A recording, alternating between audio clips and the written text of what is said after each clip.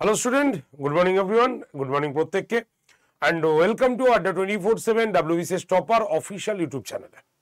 প্রত্যেককে স্বাগত আজকের এই সুন্দর একটি সেশনে। এবং আজকে হিস্ট্রি আমি পড়াচ্ছি না, কারণ এই রিকোয়েস্টটা বারবার এসছে আমার কাছে যে স্যার WBCS এর প্রিপারেশন নিচ্ছি, তো WBCS এর কোন পোস্টটা আমার মানে সব থেকে বেশি বেটার হবে, কোন পোস্টটা ভালো স্যার, এ তো রয়েছে কিন্তু একটু একটু প্রেশার কমের মধ্যে কোনটা হবে। তো এই নিয়ে আমার কাছে অনেকগুলো প্রশ্ন এসছে, আমি একটা একটা করে সলিউশন করব। তো একদিনে সবকটা পোস্ট দেখা বা বোঝা এটা নিয়ে একটু অসুবিধা রয়েছে। তো আজকে এর জন্য আমি বেছে নিয়েছি হলো অ্যাসিস্ট্যান্ট কমিশনার অফ রেভিনিউ। ঠিক আছে, এই পোস্টটা কেমন, এই পোস্টের স্যালারি থেকে স্টার্ট করে কেন আদার্স পোস্ট থেকে এই পোস্টটা একটু বেনিফিট তোমার, ঠিক আছে। তো সমস্ত ক্রাইটেরিয়া নিয়ে আলোচনা করব। দেখো, ফার্স্ট অফ অল হচ্ছে আমাদের WBCS West Bengal civil service executive, অবশ্যই প্রত্যেকটি র্যাঙ্কই হচ্ছে এক্সিকিউটিভ র্যাঙ্কে পরীক্ষা এবং এটা একটা পাওয়ারফুল পরীক্ষা একটি। সুতরাং সবকটা পোস্টই কিন্তু আমাদের কাছে সমান গুরুত্বপূর্ণ, কিন্তু তা সত্ত্বেও কারো না কারো তো কিছু প্রেফারেন্স থাকেই। তো সেই প্রেফারেন্সগুলো কি আছে, কেন আছে, সেটা নিয়ে একটু আলোচনা করছি। তবে আদার্স পোস্টগুলোকে আমি কিন্তু কোনো সময় বলবো না যে ওই পোস্টগুলো আছে, মানে কম বেশি চাপ, কম গুরুত্বপূর্ণ ইত্যাদি, এরকম না। কারণ এখানে প্রত্যেকটা রয়েছে, এখানে ম্যান টু ম্যান ভ্যারি করে যে কোন পোস্টটা কার কাছে ভালো লাগবে। তো এই পোস্টটা আমি আজকে আলোচনা যখন করব এবং অন্যদিনও যখন আদার্স পোস্টগুলো নিয়ে আমরা আলোচনা করব, তো সেই ক্ষেত্রে আমরা প্রত্যেকটি পোস্টের ভালো এবং কোন দিকে বেনিফিট আছে, কোন দিকে অন্য পোস্টের থেকে এটা একটু আলাদা, সেটা আলোচনা করলে তোমাদের ক্ষেত্রে তোমরা বেছে নিতে পারবে যে আমার এই জায়গাটা ভালো লাগে বা ভালো লাগছে, আমি এইখানে এই জায়গায় পরীক্ষাটা দেব। তো তার জন্যই এই একটা ছোট প্রয়াস, এবং সেটা সম্পূর্ণ তোমরাই আমাকে বলেছিলে করতে, যে স্যার এরকম একটু আপনি বলে দিন। তার জন্যই আমার মানে আমারও তো কিছু ভালো লাগার বিষয় আছে। তো সেই ক্ষেত্রে আমার মনে হয় এই পোস্টটা খুব ভালো একটি পোস্ট WBCS এর ক্ষেত্রে, গ্রেটের ক্ষেত্রে। তোমরা বলতে পারো স্যার অন্যগুলো কি ভালো নয়? হ্যাঁ, অবশ্যই ভালো, কেন ভালো হবে না। যদি আমরা এক্সিকিউটিভ র্যাঙ্কের দেখি তাহলে অবশ্যই বিডিও থেকে তোমার SDM তারপরে DM হওয়া যায়, DSP থেকে আমরা IPS SP হওয়াই যায়। কিন্তু এই পোস্টটাকে বা এই রেভিনিউ ডিপার্টমেন্টকে, কমার্শিয়াল এই অ্যাসিস্ট্যান্ট কমার্শিয়াল অফ রেভিনিউ, এই ডিপার্টমেন্টকে কেন আমরা অন্যান্য ডিপার্টমেন্ট থেকে একটু আলাদাভাবে দেখে আসি, কেন, ওয়াই, সেটা আলোচনা করব। ঠিক আছে, তাই তোমরা যারা যারা এই সেশনটি দেখছো অন্তত 10টা মিনিট সময় আমাকে দাও, বোঝাতে 10 মিনিট অবশ্যই লাগবে। তবে যেভাবে মাথায় ঢুকিয়ে দেবো পুরো পোস্টের ক্ষেত্রে, আশা করি পরে কোনো অসুবিধা হবে না। কারণ আমরা শুধুমাত্র পোস্টগুলোর নাম দেখি এবং ভেতরগুলো অবশ্যই জানি, কম্পেয়ার করি ঠিকই, কিন্তু সেটা সবার ক্ষেত্রে হয়ে ওঠে না। তাই আজকে এই প্রয়াস বা এই প্রচেষ্টা আমি তোমাদের কাছে করছি আর কি। তো যারা যারা সেশনটি দেখছো, যারা যারা WBCS অ্যাসপিরেন্ট, প্রত্যেকে এই সেশনের লিঙ্কটাকে একটু শেয়ার করে দিও প্লিজ। এবং যদি ভালো লাগে সেশনটি, উপকৃত হয়, তো অবশ্যই লাইক বাটন এবং চ্যানেল সাবস্ক্রাইব করতে ভুলো না। তো চলো, আগে যদি আমরা এটা দেখি তাহলে এই পোস্টগুলো সম্পূর্ণ রকম আলাদা আলাদা ছিল, কিন্তু 2018 পর থেকে আমরা দেখেছি যে ইন্টিগ্রেটেড রেভিনিউ সার্ভিস নামে এই পোস্টগুলো সব অ্যালোটেড হয়ে গেছে।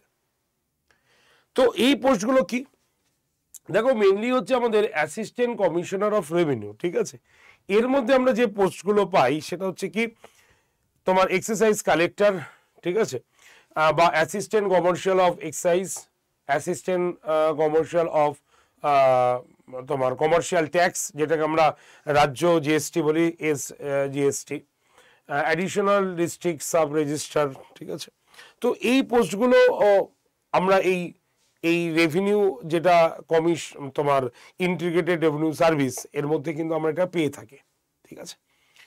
তো এই পোস্টগুলোর মধ্যেও আমরা ভ্যারিয়েশন পাই, ঠিক আছে, প্রত্যেকটি পোস্টের ক্ষেত্রে আমরা ভ্যারিয়েশন পাই, ভ্যারিয়েশনগুলো আমরা পরে আলোচনা করছি। তো এই পোস্টগুলোর যদি আমরা দেখি, যদি প্রত্যেকটা পোস্টটাকে আলোচনা করি, তাহলে আমরা দেখব যে যেটা এক্সারসাইজ কালেক্টর বা অ্যাসিস্ট্যান্ট কমিশন অফ এক্সারসাইজ যেটা রয়েছে তার আন্ডারে এই পোস্টটা, এবং আজকে আলোচনা করব কার ছুটি বেশি। হ্যাঁ, মানে সরকারি ছুটি তো পাবে, এবং এই যে পুজোর ছুটি, বিভিন্ন ছুটি, এইগুলো তারা পাবে, তবে সবাই কিন্তু এর মধ্যে পাবে না এখানে এইটা, ঠিক আছে, কারণ তাদের দায়িত্বগুলো আলাদা করা থাকে, আমরা সবাই জানি। যদি আমরা এখানে দেখি অ্যাসিস্ট্যান্ট তোমার তোমার এক্সারসাইজ অফ কালেক্টর যাকে আমরা দেখছি, ডেপুটি এক্সারসাইজ কালেক্টর, তো ফার্স্ট অফ অল হচ্ছে এই সার্ভিসে এলে কারো মানে চুজেবল কিছু ব্যাপার থাকে না, ঠিক আছে, মানে তুমি কমার্শিয়াল ট্যাক্সে আসতে চাইছো কারণ এখানে ছুটি বেশি, তুমি আসতে চাইছো হলো সাব রেজিস্ট্রার ডিপার্টমেন্টে, তো এই যে চুজগুলো সেগুলো কিন্তু এখানে থাকে না, কারণ এই রেভিনিউ ডিপার্টমেন্টে যেখানে যা পোস্ট দরকার তাকে ডিরেক্টলি সেখানে অ্যালোকেট করা হয়ে থাকে। সুতরাং তুমি এখানে কোনো পোস্ট চুজ করতে পারছো না, ফার্স্ট অফ অল এটাকে মাথায় রাখতে হবে। ডেপুটি এক্সারসাইজ কালেক্টর যেটা রয়েছে, ডেপুটি এক্সারসাইজ কালেক্টর, প্রথমেই এই পোস্টে তাকে জয়েন করতে হবে, ঠিক আছে, আর এরপরে যদি ঠিকঠাক মানে কোনো রকম অসুবিধা না হয়, কাজ না থাকে, তো মানে কাজের অসুবিধা না হয়, 8 বছর পর পর অবশ্যই কিন্তু তোমার প্রমোশন হবে, ঠিক আছে। এবং এই পোস্টগুলোর মধ্যে তুমি মূলত মানে এই পোস্টটার মধ্যে তুমি যেগুলোকে দেখতে পাবে সেটা হচ্ছে কি ডিস্ট্রিক্ট এক্সারসাইজ, আরেকটা পোস্টের নাম হচ্ছে ডিভিশন এক্সারসাইজ ডিপার্টমেন্টে বা ডিরেক্টর এক্সারসাইজ ডিপার্টমেন্ট, এবং লাস্টের যেটা রয়েছে সেটা হচ্ছে কি ডিস্টেনারি এক্সারসাইজ, যারা হচ্ছে ফরেন লিকার ইত্যাদি নিয়ে কাজ ফাজ করে থাকে, ঠিক আছে। তো এই পোস্টগুলো পরপর তৈরি হয়ে থাকে, মানে পোস্টগুলো মানে এগুলো পদোন্নতির ব্যবস্থা আর কি।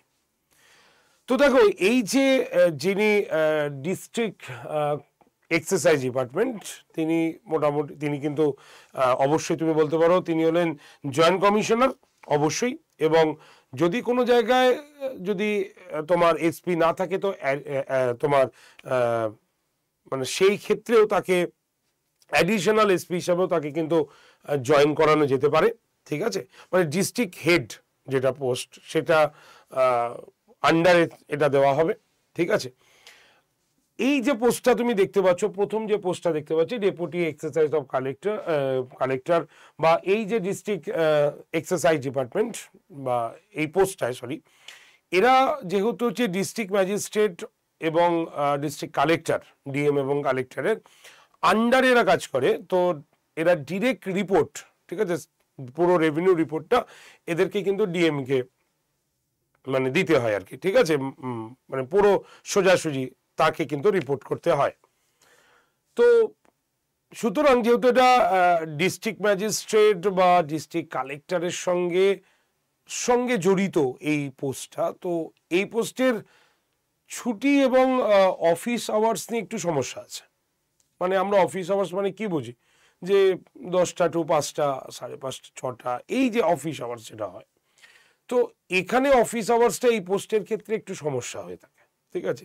সঠিক নির্দিষ্ট কোনো অফিস আওয়ার্স নেই, কেন বুঝতেই পারছো, কারণ ডিরেক্টলি হচ্ছে এটা ডিস্ট্রিক্ট ম্যাজিস্ট্রেট, ডিএম মানে কালেক্টর এর মানে তত্ত্বাবধানে যেহেতু হয় সেহেতু এদের মতোই হয়। তবে হ্যাঁ, ফেসিলিটি অনেক রয়েছে, গাড়ি রয়েছে, নিজস্ব গাড়ি, লালবাতির গাড়ি রয়েছে, সুন্দর সুন্দর অফিস রয়েছে, তোমাকে তোমার চারপাশে খাকি বর্দিওয়ালা পুলিশরা রয়েছেন যারা তোমাকে সবসময় স্যার, স্যালুট ইত্যাদি করছেন। তো সেই দিক থেকে এটা অবশ্যই সম্মানীয় পদ তুমি বলতেই পারো, যেটা হচ্ছে ডিস্ট্রিক্ট যেটা এক্সারসাইজ ডিপার্টমেন্ট, যেটা হচ্ছে জয়েন্ট কমিশনার। তো সেই দিক থেকে এই পোস্টে ছুটি এবং মানে ওয়ার্কিং আওয়ার্স এটা একটুখানি সমস্যা। তবে হ্যাঁ, এটা ভাববে না যে পুলিশদের মতো তোমার পুজোর সময় ছুটি থাকবে না, তো এই সময় অবশ্যই ছুটি থাকবে, পুজোর দিকে ছুটি থাকবে, ওই রকম নয় যে যে ডিস্ট্রিক্ট কালেক্টর বা ডিএম বা পুলিশের সঙ্গে যেহেতু ড্রেস মানে ওয়েল ড্রেসের তুমি থাকবে এখানে, তো সুতরাং ওদের মতো ছুটি তোমাদের কম হবে এরকম নয়, কিন্তু ছুটি কিন্তু নর্মালি থাকবে, তবে অন্যান্য পোস্টের তুলনায় একটু কম থাকবে এটা রয়েছে। এবং অফিস আওয়ার্স নেই, ঠিক আছে, সঠিক মানে নির্দিষ্ট কিছু নেই, বাড়তে পারে, ঠিক আছে, নিজস্ব গাড়ি থাকবে, ভালো অফিস থাকবে, ঠিক আছে, তো এইগুলো কিন্তু থাকবে। যেটা আবার কমিশনার যেটা ট্যাক্স, এনাদের আবার নিজস্ব কোনো গাড়ি কিন্তু লালবাতি নীলবাতির গাড়ি কিন্তু থাকে না, ঠিক আছে। তো এই পোস্টে একটা এইগুলো তুমি ফেসিলিটিগুলো কিন্তু পাবে, ঠিক আছে। 2 নম্বর যে পোস্টটা যাবো সেটা হচ্ছে অ্যাসিস্ট্যান্ট, যেটা রয়েছে কমার্শিয়াল অফ ট্যাক্স, যেটাকে আমরা এখন সিজিএসটি বলে থাকি। তো এই যে পোস্টটা দেখতে পাচ্ছ, এটা একটা এটাও কিন্তু মানে বলতে পারবো এটা কিন্তু একটা ইন্ডিপেন্ডেন্ট কোনো মানে চার্জ এখানে কিন্তু দেওয়া হয় না, ঠিক আছে, এখানে কোনো ইন্ডিপেন্ডেন্ট চার্জ দেওয়া হয় না, কারণ তোমরা সব মানে জানো হয়তো এটা মানে এদের নিজস্ব কোনো গাড়িও থাকে না। এই কারণে আমি বললাম, কারণ পুরো ডিপার্টমেন্টে আমরা যদি দেখি তাহলে জয়েন্ট কমিশনারের গাড়ি থাকে, তো সে গাড়িটা ইউজ করতে পারে আসলে, ঠিক আছে। তো এই পোস্টের মধ্যেও আমরা দেখতে পাই অ্যাসিস্ট্যান্ট কমিশনার রয়েছে, ডেপুটি অ্যাসিস্ট্যান্ট কমিশনার রয়েছে এবং জয়েন্ট কমিশনার রয়েছে। তো এই যে জয়েন্ট কমিশনার, ইনি হচ্ছেন মানে এই পোস্টের সব থেকে টপ লেভেলের পোস্ট, ঠিক আছে। এবং আমরা এটাও জানি যে যদি আমাদের মানে বলবো যে 1.5 কোটি ওভারে যদি টার্ন ওভার হয়, যে সমস্ত এটা বিজনেস রিলেটেড, তোমরা বুঝতেই পারছো, এখানে ডিরেক্টলি হচ্ছে যারা বিজনেসম্যান তাদের সঙ্গে তোমাকে ডিরেক্ট ডিল করতে হয় এখানে, ঠিক আছে। তারা তোমাকে সবসময় তোমার অফিসে যাবে, তোমাকে বিভিন্ন রকম মানে সুযোগ সুবিধার কথা জানাবে ইত্যাদি, মানে এখানে পুরো বিজনেসম্যানসের সঙ্গে ডিল হচ্ছে, কারণ এখানে বুঝতেই পারছো এখানে এসজিএসটির কথা বলা রয়েছে। এবং সেক্ষেত্রে হচ্ছে ওই তোমার প্রায় 1.5 কোটি ওভারে 1.5 কোটির ওপরে টার্ন ওভার যদি থাকে, তার 90% স্টেটের মানে স্টেটের ওপরেই পড়ে। তো এদের কাজ হচ্ছে সেইগুলোকে কালেক্ট করা, ঠিক আছে। তো সেক্ষেত্রে এখানে পুরোপুরি তারা ইন্ডিপেন্ডেন্টভাবে কাজ করতে পারে না, এবং এদের ক্ষেত্রে একটা সুবিধা আছে, ঠিক আছে, বিশাল সুবিধা আছে, সেটা হচ্ছে এদের একদম টাইম মানে অফিস আওয়ার্স একদম পুরো টাইম বাঁধা, ঠিক আছে, যে আমি 10টা টু 5টা অফিস করব, ঠিক আছে।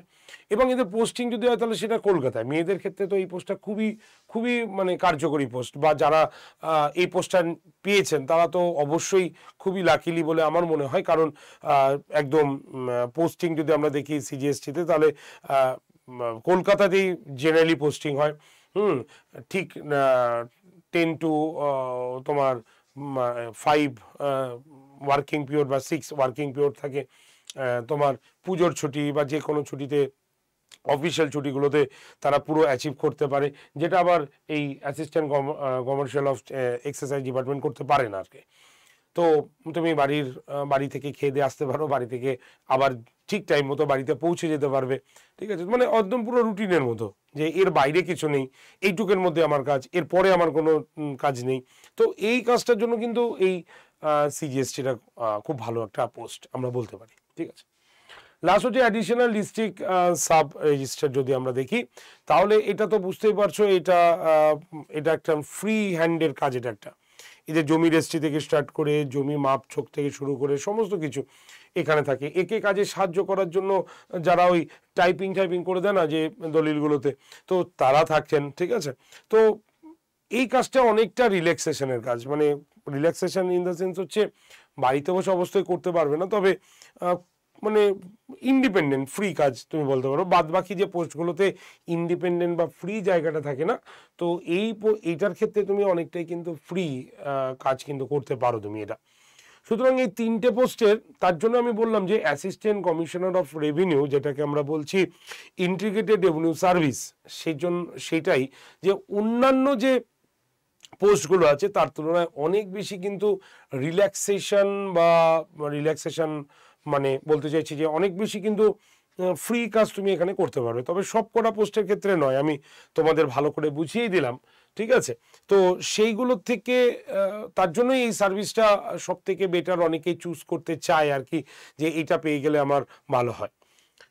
আর অন্যান্য দিক থেকেও এই সার্ভিসের মানে একটা বিশেষ গুরুত্বপূর্ণ জায়গা রয়েছে, যেটা অন্যান্য থেকে এটাকে আলাদা করে রেখেছে এই সার্ভিসটাকে। কারণ হচ্ছে দেখো 3 থেকে 4 বছর অন্তর মানে সাব ডিভিশনে এদের চেঞ্জেস হয়, ঠিক আছে।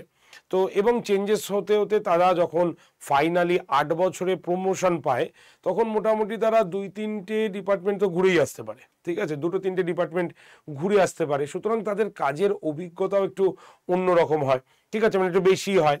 সুতরাং সেই দিক থেকে বাদবাকি যে পোস্টগুলো রয়েছে সেইগুলোতে এরকম মানে 3 বছর বা 4 বছর পর পর যে তাদের মানে চেঞ্জেস হচ্ছে, হ্যাঁ, সেই রকম ততটা কিন্তু থাকে না, এটা যেটা এই রেভিনিউ সার্ভিসে কিন্তু আমরা দেখতে পাই আর কি, ঠিক আছে।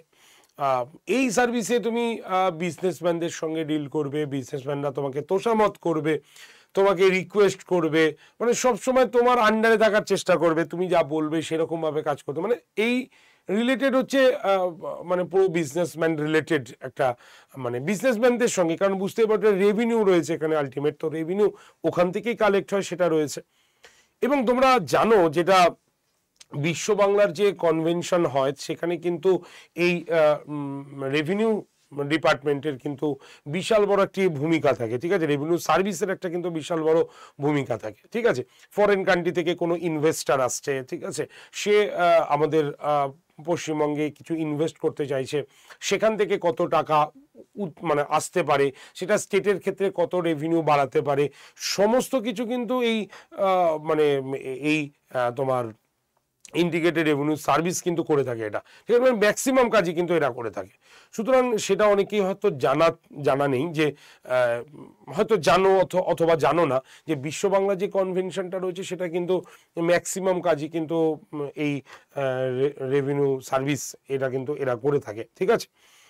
আর সব থেকে বড় কথা হচ্ছে, দেখো আমরা যখন এই পোস্টটাকে চুজ করে নিই তখনই আমাদের কাছে একটা জিনিস আসে, যে দেখো আমরা হাতে পাওয়ার নিয়ে এসছি, মানে এক্সিকিউটিভ তো মানে একটা পাওয়ার থাকে, এরকম জিনিসটা আমরা নিজেকে পাওয়ারফুল বলে মনে করি, স্বাভাবিক, এটা রাজ্যের সব থেকে উচ্চ পদ রয়েছে।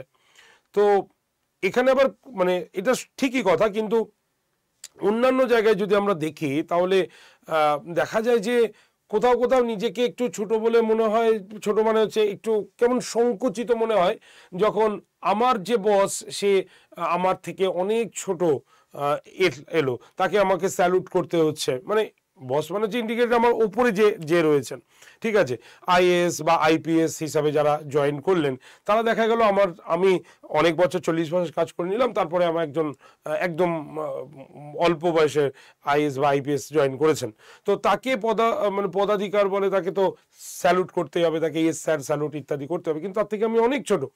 তো সেখান থেকে অনেকের হয়তো এটা একটা মনে হতে পারে, হলেও হতে পারে যে যে এই যে এত বছর করলাম, আমার তো কেমন লাগছে তাকে স্যালুট করতে হচ্ছে।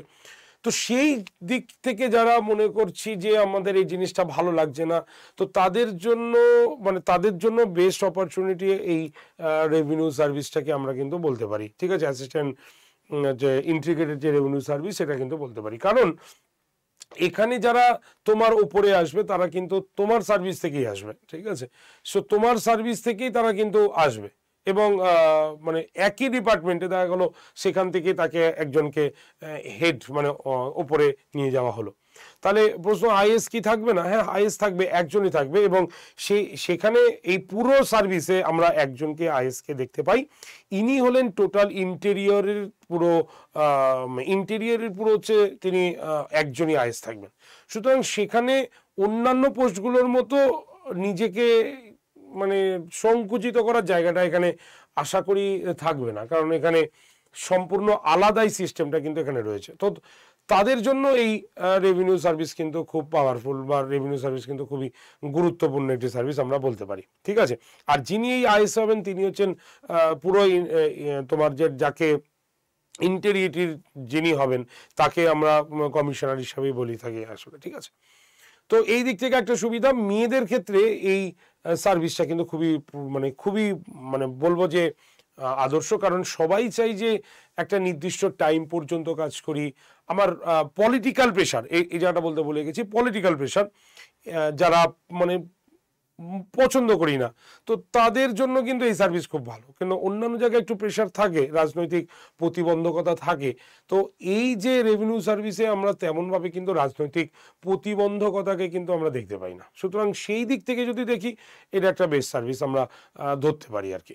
আর যেটা বলছিলাম যে সবাই চায় একটা নির্দিষ্ট ছুটি, পুজোতে ঘুরতে যাব, পুজোতে থাকবো না, বা বিভিন্ন ছোটোখাটো প্রোগ্রামে আমরা ছুটি নেব, একটা নির্দিষ্ট ওয়ার্ক টাইমে আমরা ওয়ার্ক করব, ফ্যামিলিকে সময় দেব, ঠিক টাইম মতো বাড়ি যাব, ঠিক আছে, একটা সপ্তাহ রুটিন থাকবে, ঘুরতে যাব, খাবো দাবো, রেস্টুরেন্টে যাব। তো তাদের জন্য কিন্তু এই সার্ভিস, এই রেভিনিউ সার্ভিস কিন্তু বিশেষভাবে গুরুত্বপূর্ণ, বুঝলে? কারণ সব কিছু এখানে পুরো একদম রুটিন মাফিক আছে, ঠিক আছে? তো রুটিন মাফিক হওয়ার ফলে তোমার যে লাইফস্টাইল সেটাও রুটিন মাফিকই হবে। তুমি ঠিক টাইম মতো বাড়ি ফিরতে পারবে, বাড়ির গরম গরম ভাত খেতে পারবে, গরম গরম ভাত খেয়ে অফিসে আসতে পারবে।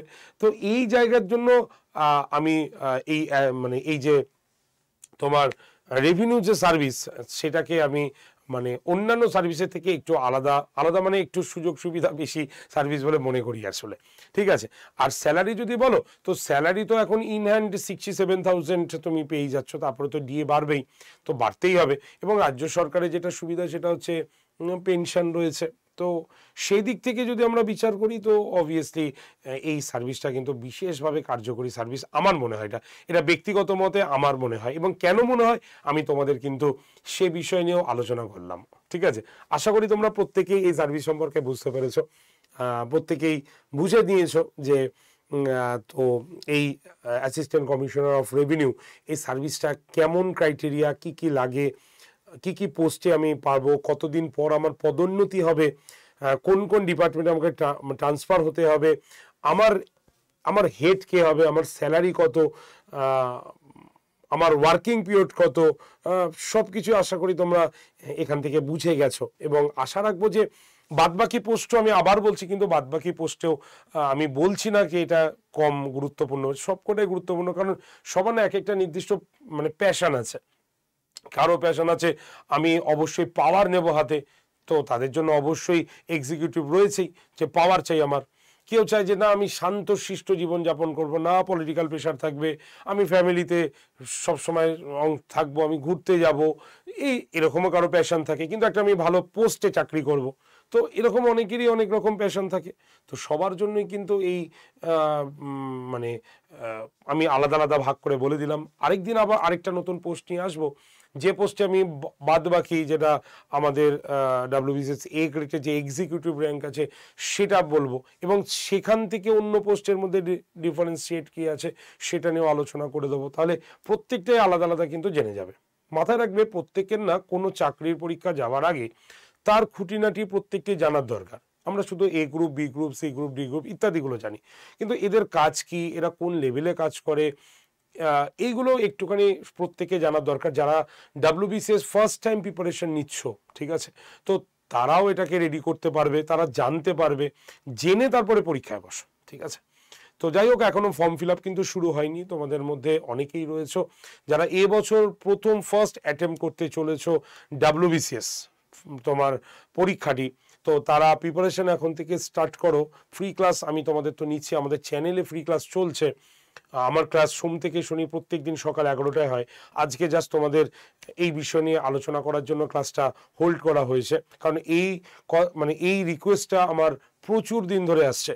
তো আমি ঠিক করলাম যে অন্য সময় তো আমার স্লট হচ্ছে না, তো আজকেই তোমাদের এই স্লটে আমি সে বিষয়টাকে বুঝিয়ে দিই। তার জন্যই আজকে তোমাদের এই স্লটটাকে এঙ্গেজ করলাম আসলে, আর কিছুই নয়। কারণ আমি ক্লাস অফ করি না, তোমরা জানো।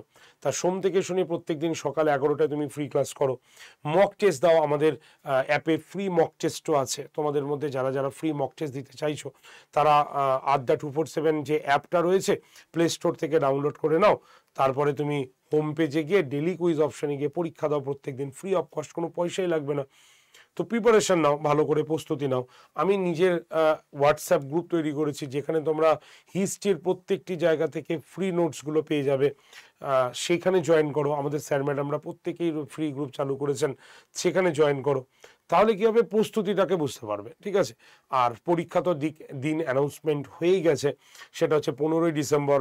ফাইনালি 2024 আমাদের পুরনো সিলেবাসের ওপরে লাস্ট WBCS পরীক্ষা হচ্ছে, কারণ আগামী বছর কিন্তু সিলেবাস পরিবর্তিত হচ্ছে, তোমরা প্রত্যেকেই জেনেছ। তাই এবছর কম্পিটিশন তুলনামূলক আশা রাখি বাড়বে, কমবে না। কারণ লাস্ট বছর তো সবাই চাইবে যে আমি জান প্রাণ দিয়ে পরীক্ষাটা দিই, জান প্রাণ দিয়ে এগোই, আমি চাকরির মানে পাই। কারণ আবার নতুন সিলেবাস, আবার নতুনভাবে পড়তে হবে। তো পুরনো সিলেবাসের ওপরে অবশ্যই ফ্যাসিলিটেশন তো থাকেই, তো তার জন্য কম্পিটিশনটাও বাড়বে।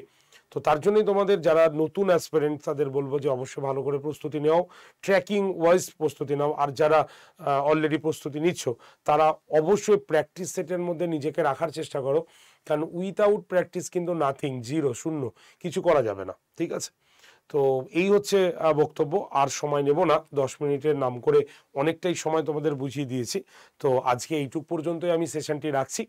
তো যারা যারা এই সেশনটি দেখলে, যদি সেশনটি তোমাদের উপকারে আসে, ভালো লাগে, তো অবশ্যই লাইক অ্যান্ড শেয়ার অপশানে শেয়ার করে দিও বন্ধুবান্ধবদের। আর যদি তোমার ভালো লাগে তো অবশ্যই বন্ধুবান্ধবদের বলো। সোম থেকে শনি প্রত্যেক দিন সকাল 11টায় হিস্ট্রি ক্লাস হয়, যেটা WBCS এর প্রিলিমসের খুব ইম্পর্টেন্ট একটি সাবজেক্ট, তোমরা জানো, যেটা দরকার প্রত্যেকের। তো তার উপরে পরীক্ষা হয়, তোমার আমি ক্লাস করাই, তো তারা যাতে জয়েন করে যায় এখানে, ঠিক আছে।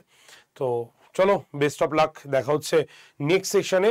যে আর তোমাদের হোয়াটসঅ্যাপ নাম্বারটা আমি বলিনি, লিখে নাও হোয়াটসঅ্যাপ। যারা গ্রুপ জয়েন করতে চাও বা যারা নোটিফিকেশন গ্রুপে আসতে চাও, একটাই হোয়াটসঅ্যাপে হাই লিখে পাঠালেই সমস্ত লিঙ্ক তোমার কাছে চলে যাবে। জাস্ট লিঙ্কে টাচ করে তুমি গ্রুপে জয়েন করে গেলেই সমস্ত ইনফরমেশন তুমি পেয়ে যাবে, ঠিক আছে। তো লিখে নাও গ্রুপটা, হোয়াটসঅ্যাপ নাম্বারটা হচ্ছে 8013492626। আরেকবার বলে দিচ্ছি, 8013492626। এই নাম্বারে অবশ্যই কিন্তু তুমি হোয়াটসঅ্যাপ করলে, হাই লিখে পাঠালে তুমি গ্রুপ জয়েন্টের লিঙ্ক পেয়ে যাবে। ওকে, তো চলো, বেস্ট অফ লাক প্রত্যেকে। দেখা হচ্ছে সোমবার দিন ক্লাসে। প্রত্যেকে চলে এসো ক্লাসে, যারা যারা WBCS প্রিপারেশন নিতে চাইছো। Thank you very much.